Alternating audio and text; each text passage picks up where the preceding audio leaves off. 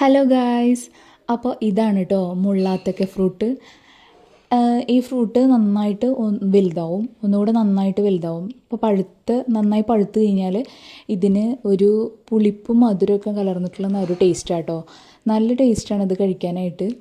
നമുക്ക് പ്രതിരോധശേഷിക്കും എല്ലാത്തിനും നല്ലതാണ് കേട്ടോ ഈ ഫ്രൂട്ട്. പിന്നെ ഇതാണ് കേട്ടോ ലക്ഷ്മി തരു എന്ന് പറഞ്ഞിട്ടുള്ള മരം.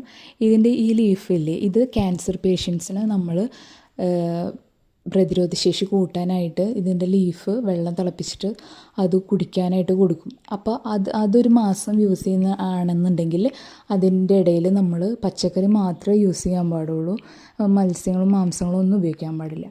ഇത് നമ്മൾ വളർത്തുന്ന പൂച്ചയാണ്. അവൻ ഭയങ്കര വികൃതി. അപ്പോൾ മരത്തിൽ വീഡിയോ എടുക്കുന്നുണ്ട്, അപ്പോൾ ചാടിക്കറിയതാണ്. അങ്ങനെ ഞാനും കിച്ചും കൂടി ഇങ്ങനെ പുറത്തോട്ടൊക്കെ ഒന്ന് ഇറങ്ങി. മഴയല്ലേ, അപ്പോൾ മഴയിട്ട് നല്ല രസമായിട്ട് വെള്ളം അങ്ങനെ ഒഴുകി വരുന്നുണ്ട്. അപ്പോൾ അതൊക്കെ കണ്ട് തിരിച്ചു വന്നു. പിന്നെ ഞങ്ങൾ അടുത്ത വീട്ടിലെ കുട്ടിയാണിത്. അവൾ ഞാൻ വീഡിയോ ഒക്കെ എടുക്കുന്നത് കണ്ടപ്പോൾ അങ്ങനെ വന്നത്. അപ്പോൾ അവൾ കാണാൻ നല്ല രസമല്ലേ.